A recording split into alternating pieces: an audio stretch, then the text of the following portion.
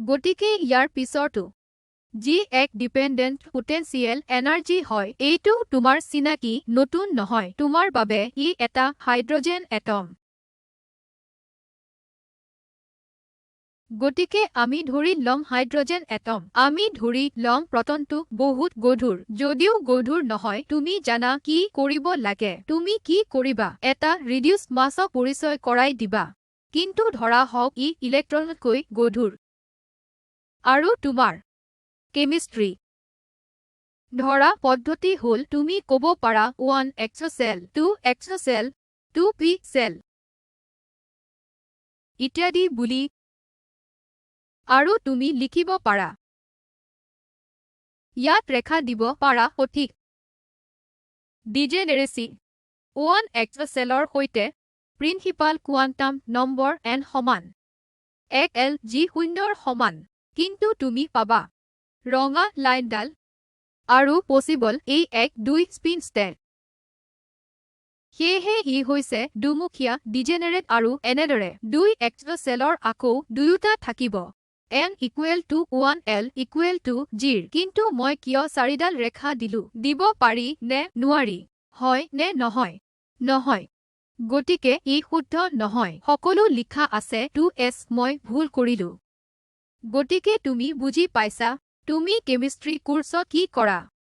টুফোল্ড D কি তাত 2 হল টুফোল্ড degenerate 2p হ'ব 6 ফোল্ড ডিজেনেৰেট ইত্যাদি আৰু পোটেনচিয়েল এনাৰ্জি এটা মুখ্য পোটেনচিয়েল যিটো 1/r পোটেনচিয়েল এবাৰ যেতিয়া তুমি দেখিবা 1/r পোটেনচিয়েল তুমি গম পাবা যে তুমি বাছনি কৰা কোঅৰ্ডিনেট সিস্টেম কি স্ফিয়াৰিকেল পোলাৰ কোঅৰ্ডিনেট কাৰণ r তাৰ পিছত তুমি পৃথক কৰিব পাৰিবা তোমাৰ পোটেনচিয়েল এনাৰ্জি কেৱল কাম কৰি r কোঅৰ্ডিনেটত এয়া হল পোটেনচিয়েল এনাৰ্জি যিবোৰ তাত নাই গতিকে কাৰ্টেছিয়ান কোঅৰ্ডিনেট ভাল কোঅৰ্ডিনেট নহয় যেতিয়া তুমি সমাধান কৰিব বিচৰা হাইড্ৰজেন এটম প্ৰবলেম আমি মেকানিকেলি স্ফিয়াৰিকেল পোলাৰ কোঅৰ্ডিনেটত ৰাখো ইয়াৰ কাৰণ হল যে পোটেনচিয়েল এনাৰ্জি কেৱল ৰেডিয়েল কোঅৰ্ডিনেটৰ ওপৰত ডিপেন্ডেন্ট তাতকৈ ভাল r থিটা ফাই কোঅৰ্ডিনেটত কাম কৰা xy কাম কৰি লাভ নাই তুমি কাম কৰিব পাৰা xy জেডৰ লগত কিন্তু ই বেছি জটিল হৈ পৰিব গতিকে কোঅৰ্ডিনেট স্ফিয়াৰিকেল পোলাৰ কোঅৰ্ডিনেটৰ বাছনি সুবিধাজনক হয় আৰু তুমি বাছনি কৰিব পাৰা কিয়নো u of r থিটা ফাই আচলতে u of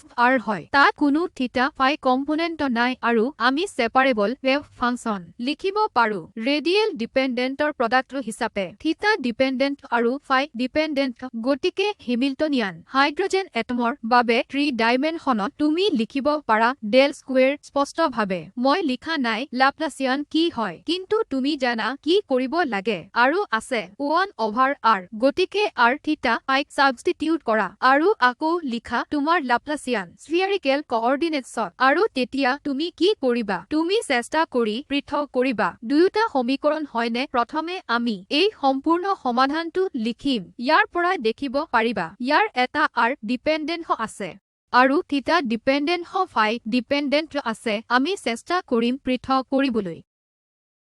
আমি কৰা পৰম্পৰাগত উপায়েৰে প্ৰথমতে লিখা সাই r of r omega of theta phi হিচাপে আৰু তেতিয়া আমি ৰাখিম omega of theta phi phi theta dependent হিচাপে আমি কৰিম দুটা ষ্টেপত কাম কৰিব ঘটনাক্ৰমে যেতিয়া এই সমীকৰণ টাইপ কৰিছিলো মই হয়তো কিছুমান ভুল কৰিছিলো যদি কিবা ভুল আছে অনুগ্ৰহ কৰি মোক জনাবা ঠিক আছে গতিকে এইটো পৰম্পৰাগত উপায় আমি কৰিব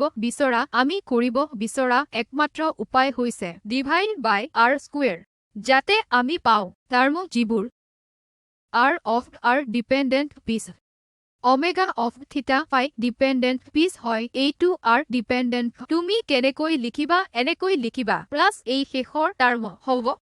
ই 1 টাইমছ সাই আৰু এইটো প্লাস এইটো ই মাইনাস ই 1 কিবা হ'ব ঠিক আছে আমি পুনৰ লিখিব পাৰো যাতে থিটা ফাই ডিপেন্ডেন্ট টাৰ্মবোৰ r ডিপেন্ডেন্ট টাৰ্মৰ লগত মিলাব পাৰো ইয়াত d বাই dr আছে বহুত ভাল গতিকে ইয়াত সাই নাই ইয়াৰ কেয়াৰ লৈছো কি জানি এইটো d বাই dr হ'ব লাগে যেনেকৈ তেওঁ পইণ্ট আউট কৰিছে যে সাই তাত নাই গতিকে এইটো কনষ্টেণ্ট যিটো কেৱল থিটা আৰু ফাইৰ ওপৰতহে ডিপেণ্ডেণ্ট আৰু আন সমীকৰণ আছে তুমি দুটা ভাগত ভাগ কৰিব পাৰা এটা থিটা ফাইৰ ওপৰত ডিপেণ্ডেণ্ট আৰু এটা ডিপেণ্ডে কৰে সৰু আৰৰ ওপৰত এতিয়া প্ৰশ্ন হৈছে প্ৰথম সমীকৰণটো আমি পুনৰ লিখিম আকৌ ভাঙি দিম থিটা আৰু ফাইৰ প্ৰডাক্টলৈ আসু সেইটোৰে ডিভাইড কৰিম গতিকে তুমি এটা সমীকৰণ পোৱা যিটো আমাৰ চিনাকি ইয়াত সমাধান কি হয় সমাধানবোৰ একে সমস্যাবোৰৰ নিচিনা যিবোৰ তুমি কৰিবা এক্সপোনেনচিয়েল এইটো এইটো নন ট্ৰিভিয়েল হয় গতিকে এইবোৰ ইকুৱেশ্যন পোৱাৰ পিছত তুমি ঘূৰি যাবা আৰু এই বিশেষ ফাংচনবোৰ চাই সমাধানবোৰ চাবা গতিকে সম্পৰ্ক বনাবলৈ আচল ফিজিক্সৰ লগত যাৰ এই মেগনেটিক কোৱান্টাম নম্বৰ আছে আমি আলফা ল'ব লাগিব মোৰ m স্কুৱেৰ বুলি আমি তাৰ পিছত এইটো সমাধান কৰিব পাৰিম সমাধানটো হ'ব a পাৰ I m ফাই লগতে তুমি জানিব লাগিব যে এইটো ফাই হ'ল এটা এংগুলাৰ কোঅৰ্ডিনেট ফাই যায় 0 পৰা 2 পাইলৈ ধৰা হওক মই পাইটো দিছো 4 পাই বুলি এইটো একেই হ'ব জিৰ কোঅৰ্ডিনেট অথবা 2 পাই কোঅৰ্ডিনেটৰ দৰে এইটো মই ঠিক কৰিব লাগিব এই mটো ফ্ৰেকচন হ'ব নোৱাৰে mটো হ'ব লাগিব ইন্টেজাৰ সিঙ্গল ভেলুডনেছ ৱেভ ফাংচনৰ এংগল কোঅৰ্ডিনেটত ৰিয়েল লাইনৰ মুক্ত পাৰ্টিকলৰ দৰে নহয় যি আছিল to the I k x সেই কে যিকোনো হ'ব পাৰে ইয়াত যদি এটা বৃত্তত দিয়া বা এংগুলাৰ কোঅৰ্ডিনেট দিয়া চিনাক্তকৰণ দি 0ৰ লগত 2m টাইমছ ফাই তুমি বাধ্যত পৰি কেৱল mক ইন্টেজাৰ বুলি ল'ব লাগিব সেইবাবে মেগনেটিক কোৱান্টাম নম্বৰবোৰো ইন্টেজাৰ হয় যি কনসিস্টেন্ট হয় গতিকে মই কৈছো যে সিঙ্গল ভেলুড ৱেভ ফাংচন যে ফাই ডিপেণ্ডেণ্ট পিছে ইয়াক পূৰণ কৰিব লাগিব যিয়ে সূচায় যে m এটা ইন্টেজাৰ আৰু তেতিয়া আমি থিটা ডিপেণ্ডেণ্ট সমীকৰণ পাম সেই কনষ্টেণ্ট আলফা সাবষ্টিটিউট কৰে যি তাত থাকিব আৰু সমাধান কৰিবলৈ এইটো হৈছে সমীকৰণটো গতিকে দেখিছা যে থিটা কেপিটেল থিটা সেই ৱেভ ফাংচন ডিপেণ্ডেণ্ট হয় mৰ ভেলু আছিল এই সমীকৰণৰ এই m আছে গতিকে ভেৰিয়েবলত সলনি কৰিবা কেৱল সুবিধা অনুসৰি তাৰ পিছত সমীকৰণলৈ যোৱা ই আন একো নহয় কিন্তু আমাৰ চিনাকি লিজেণ্ড্ৰে সংযোজিত লিজেণ্ড্ৰে এইটো ডিফাৰেন্সিয়েল সমীকৰণ হয় সংযোজিত লিজেণ্ড্ৰে পলিনমিয়েলৰ গতিকে সমাধান কি হ'ব তুমি সংহতভাৱে সমাধান লিখিব লাগিব যিটো আমি লিখিব লাগিব একেদৰে যেনেকৈ আমি হাৰ্মিট পলিনমিয়েলৰ কাৰণে লিখিছিলো কেতিয়াবা কম্পেক্ট ৰড্ৰিগৰ সূত্ৰ তুমি লিখিব চেষ্টা কৰিব পাৰা যিকোনো বিশেষ এল হয় এজিমুথেল কোৱান্টাম নাম্বাৰ m হৈছে তোমাৰ মেগনেটিক কোৱান্টাম কাৰণ তুমি কেমিষ্ট্ৰি জানা তুমি চেষ্টা কৰিব পাৰা মনত ৰাখিব পৰাকৈ অৰ্থ দিবা খেলিবা আৰু কৰিবা l equal to 1 l equal tour বাবে এই সংযোজিত লিজেণ্ড্ৰে পলিনমিয়েল কেনে হয় কেৱল সেয়া জানিবলৈ ঠিক আছে গতিকে মই কোৱা নাই এই সমাধানটোৰ কাৰণে চিটো কি হ'ব এই চিটো হ'ব মাইনাছ চি হ'ব লাগিব l ইনটু l প্লাছ 1 আৰু সেইবোৰ হ'ব লাগিব নননিগেটিভ ইন্টেজাৰ আৰু ইউ দৰকাৰী সংস্পৰ্শ কৰিব বিশেষ ফাংচনৰ ডিফাৰেন্সিয়েল সমীকৰণৰ সৈতে তুমি এই চিটো তুলনা কৰিব পাৰা পেৰেলেলিজিম নননিগেটিভ ইন্টেজাৰৰ লগত আৰু তোমাৰ মেগনেটিক কোৱান্টাম নম্বৰ যিটো আছে তোমাৰ সংযোজিত লিজেণ্ড্ৰে ফাংচন লিজেণ্ড্ৰে পলিনমিয়েলত ই প্ৰতিবন্ধক হ'ব লাগিব ই আৰবিট্ৰেৰী হ'ব নোৱাৰে সেইটো যায় -nৰ পৰা +1 লৈ এইবোৰে এয়াই বুজায় যে মাত্ৰ ডিফাৰেন্সিয়েল সমীকৰণৰ সৈতে ইয়াক মিলাই ডিফাৰেন্সিয়েল সমীকৰণ চাই মেথামেটিক্সত বিশেষ ফাংচনৰ বাবে ডিফাৰেন্সিয়েল ইকুৱেশ্যন মেথমেটিক্সত ইয়াক একো নকৰো বেলেগ কিবা পদ্ধতিৰে কিন্তু তাত আমি যাম চিধা ফৰ্মেটতকৈ বেলেগ ধৰণেৰে গতিকে কি ৱেভ ফাংচনৰ ফাইনেল থিতা পাই হয় নিৰ্ভৰশীল পাৰ্ট আমি দেখিছোৱে যে এইটো হয় টু দা im5 পাই ডিপেণ্ডেণ্ট পিছৰ বাবে আমি এইটো আৰ্গিউ কৰিছো যে থিতা ফাই ডিপেণ্ডেণ্ট পিছ যিটো তুমি লিখিব পাৰা থিতা কছ থিতা এক্স বুলি সংযোজিত লিজেণ্ড্ৰে পলিনমিয়েল হিচাপে এই প্ৰডাক্টটো PLM two the im5 product হয় সাহিত্যত ইয়াক কোৱা হয় স্ফিয়াৰিকেল হাৰমনিক বুলি আৰু ইয়াক বুজোৱা হয় কেপিটেল বাই im থিতা পাইৰে গতিকে আহিম স্ফিয়াৰিকেল হাৰমনিকৰ সৈতে খেলা এই ইছ্যুবোৰলৈ কিন্তু এইটো এটা সম্পৰ্ক সংযোজিত Legendre polynomial multiplied by to the im5 একেলগে কোৱা হয় স্ফিয়াৰিকেল হাৰমনিক নৰ্মেলাইজেশ্যন কৰি উলিয়াব লাগিব অন্তত স্পেচিফিক এল আৰু স্পেচিফিক এমৰ বাবে কিন্তু জেনেৰেল এল আৰু এমৰ বাবে নিৰ্ধাৰণ কৰিব পাৰি ইয়াত নৰ্মেলাইজেশ্যন কেনেকৈ কৰিবা ইণ্টিগ্ৰেল কেৱল থিতাৰ নে তুমি ডি কছ থিতা আৰু ডি ফাই দিব লাগিব তুমি ইণ্টিগ্ৰেট কৰিব লাগিব কছ থিতা যাব 0ৰ পৰা পাইলৈ আৰু ফাই যায় 0ৰ পৰা 2 পাইলৈ পিছত নৰ্মেলাইজেশ্যন ফিক্স কৰিব লাগিব কি বাকী আছে ৰেডিয়েল অংশ এংগুলাৰ অংশ কৰিলো এতিয়া ৰেডিয়েল অংশ কৰিব আছে কেপিটেল C সাবষ্টিটিউট কৰিব লাগিব যিয়ে তোমাৰ ওমেগা থিতা ফাইক বুজায় ঠিক আছে লগত ইয়াত প্লাগ ইন কৰা আৰু এইটো তুমি পাবা সমীকৰণৰ ৰেডিয়েল পাৰ্টৰ বাবে মই ইতিমধ্যে ইয়াত সৰু n ভৰাইছো এন্টিচিপেশ্যন কি এই L2 ডিপেণ্ডেণ্ট হয় তাত এই ডিফাৰেনশিয়েল ইকুৱেশ্যন একদম তোমাৰ কি বিশেষ ফাংচন এছ'চিয়েটেড লেগ্ৰ যদি তুমি গৈ চোৱা বিশেষ ফাংচন পলিনমিয়েল এছ'চিয়েটেড লেগ্ৰ গতিকে এইটো ডিফাৰেনশিয়েল ইকুৱেশ্যন হয় পূৰণ হয় এছ'চিয়েটেড লেগ্ৰ পলিনমিয়েল আমি ইহঁতক ডিৰাইভ কৰা নাই কেৱল মিলাইছো যিটো ডিফাৰেনশিয়েল ইকুৱেশ্যন কনটেক্সটত জনা যায় এতিয়া গতিকে সমাধানটো কি সাহিত্যতে সমাধান দিয়া আছে যদি তোমাৰ মনত আছে মই তোমাক দিব বিচাৰিছিলো ফাংচনেল স্পেচৰ কাৰণে গ্ৰাহাম স্মিথ অৰ্থগোনেলাইজেশ্যন মই ক'ব বিচাৰিছো যে তুমি ইয়াত দিব লাগে এটা ৱেইটেজ ফেক্টৰ গতিকে সেইটো আৰু এইটো হাইড্ৰজেন এটম ৰেডিয়েল কোঅৰ্ডিনেট যায় 0ৰ পৰা ইনফিনিটিলৈ স্কুৱেৰ ইণ্টিগ্ৰেবল ফাংচন গতিকে তোমাৰ আছে to the power of -half R বা অ' বুলি কোৱা আৰৰ এটা ফাংচন আৰু এছ'চিয়েটেড লেগ্ৰ পলিনমিয়েল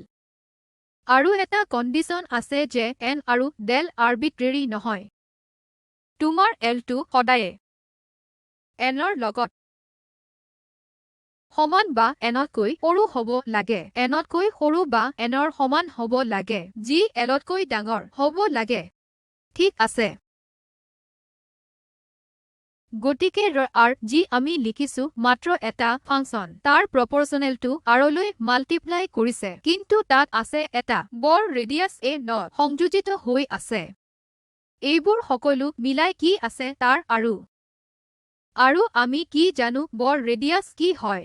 আমি লিখিব চেষ্টা কৰিব পাৰো কম্পেক্ট ধৰণে এই সমাধানটো বহুত সৰু কাম হয় কিন্তু কিছুমান ডিফাৰেনশিয়েল ইকুৱেশ্যন ইয়াত সমাধান উলিয়াবলৈ যদি আমি মেথমেটিক্স লিটাৰেচাৰৰ লগত পৰিচিত আমি মাত্ৰ সমাধান উলিয়াম আৰু সকলো ভেৰিয়েবল পুনৰ লিখিম ইটো হয়তো তাত এনাৰ্জি নহব হয়তো কিবা কনষ্টেণ্ট হ'ব আৰু আমি চেষ্টা কৰি লিখিম সেই এনাৰ্জিটো হয় এইটোৰ মতেৰে En প্ৰপৰ্চনেল হয় 1 over নিগেটিভ চিহ্নত n স্কোৱাৰত। কিয় negative? 52 step.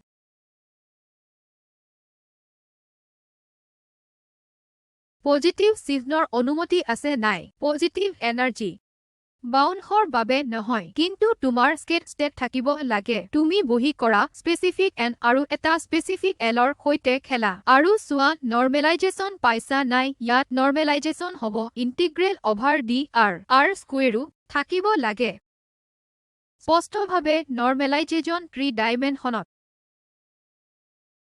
3 dimension integral D V psi star x y z psi x y z এইটো এক হ'ব লাগিব। ডি ভি কাৰ্টেছিয়ান হয় D X D Y D Z. Cartesian স্ফিয়াৰিকেলত পলাৰ এইটো D R square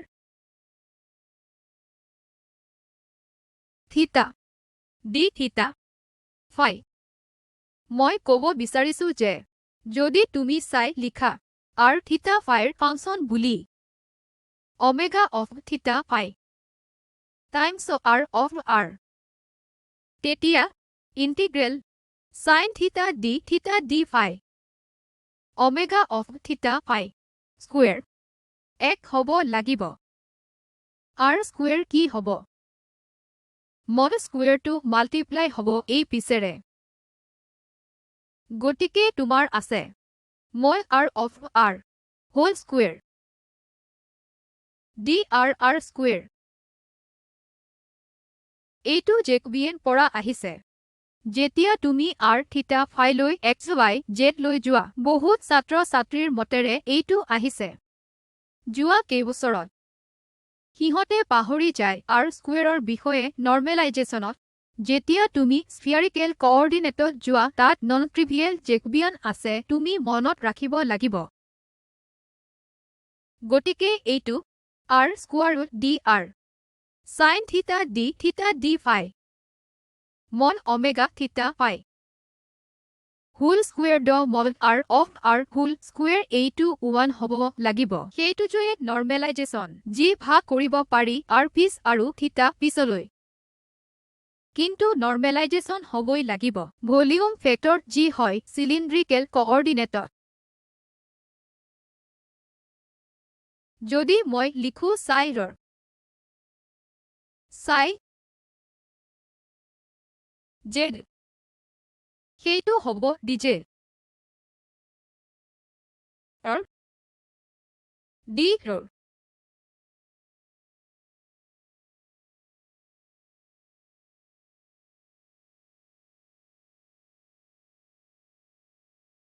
তুমি বুজিছা? মনত ৰাখিব লাগিব বহুতে এইবোৰ পাহৰে। এইবোৰে গতি কৰিব ভুল ফিজিক্সলৈ। গতিকে মই ইয়াতে ৰম এইটো এটা সংযোজিত লিজেণ্ডৰে ফাংচন হয়। এইটো তোমালোকৰ বাবে দিছো তোমালোকে কিছুমান বস্তু প্ৰমাণিত কৰিব পাৰা। গতিকে অহা লেকচাৰত কণ্টিনিউ কৰি দেখুৱাম কেনেকৈ সুমুৱাব পাৰি ষ্টাৰ্ট গাৰলে এক্সপেৰিমেণ্টত। আৰু চাম শুকুৰবাৰে কি কৰিম। ঠিক আছে।